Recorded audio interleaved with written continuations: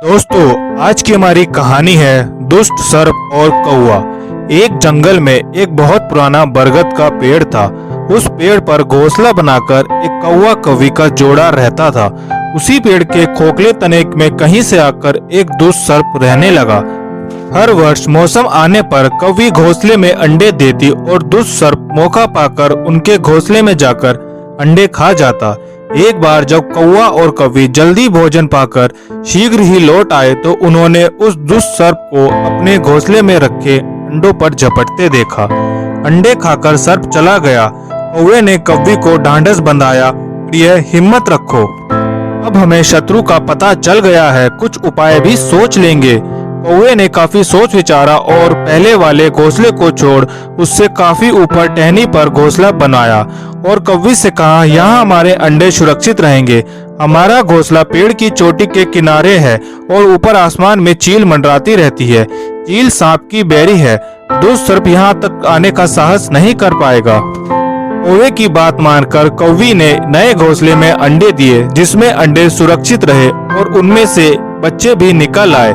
उधर सर्प उनका घोंसला खाली देखकर यह समझ गया कि उसके डर से कौवा कौवी शायद वहां से चले गए, पर दुष्ट सर्प को लेता रहता था। उसने देखा कि कौवा कौवी उसी पेड़ से उड़ते हैं और लौटते भी वही हैं। उसे यह समझते देर न लगी कि उन्होंने नया घोंसला उसी पेड़ के ऊपर बना रखा है। एक दिन सर्प खोज से निकला और उसने कौवे का नया घोंसला खोज लिया। घोंसले में कौवा दंपति के 3 नवजात शिशु थे। दुष्ट सर्प ने उन्हें एक एक करके घपाघप निकल गया और अपने खो में लौटकर डकार लेने लगा। कौवा और कौवी लौटे तो घोंसला खाली पाकर सन्न रह गए। घोंसले में टूट फूट व नन्हे कौवे के कोमल पंख बिखरे देखकर वह सारा माजरा समझ गए। कौवी की छाती तो दुख से फटने लगी। कौवी बिलक उठी, तो क्या हर वर्ष मेरे बच्चे सांप का भोजन बनते रहेंगे? कौवा बोला, नहीं, यह माना कि हमारे सामने विकट समस्या है और यहाँ से भागना उसका समाधान नहीं है। विपत्ति के समय मित्र काम आते हैं, हमें लोमड़ी से सलाह लेनी चाहिए। दोनों तुरंत ही लोमड़ी के पास गए। लोमड़ी ने अपने मित्रों की दुख भरी कहानी सुनी। उसने कौवा तथा कौवी के आंसू पूछे।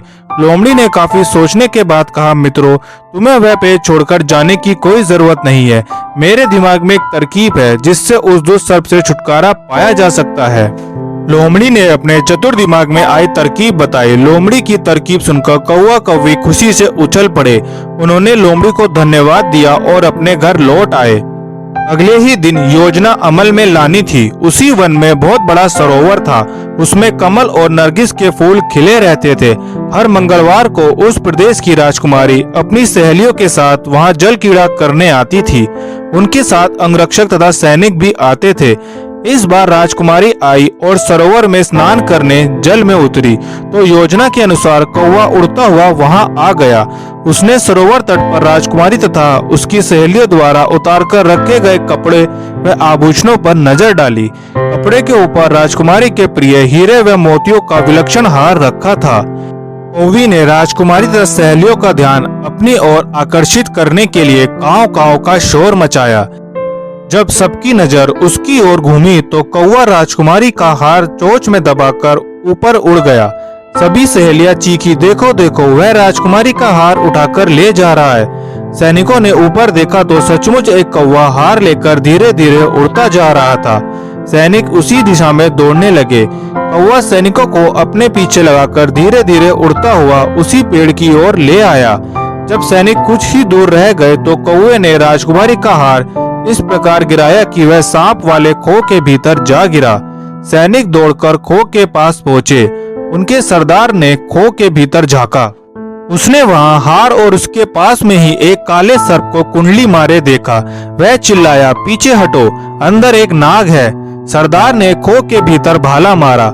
सर्प घायल हुआ और फुरफुराता हुआ बाहर निकला। जैसे ही वह बाहर आया, सैनिकों ने भालों से उसके टुकड़े टुकड़े कर डाले। दोस्तों, इस कहानी से हमें यह सीख मिलती है कि सूझबूझ का उपयोग कर हम बड़ी से बड़ी ताकत और दुश्मन को हरा सकते हैं। बुद्धि का सही प्रयोग करके हर संकट का हल निकाला जा सकता है। दोस्तों, अगर आपको हमारी यह कहानी पसंद आई तो वीडियो को लाइक करें और चैनल को सब्सक्राइब करें।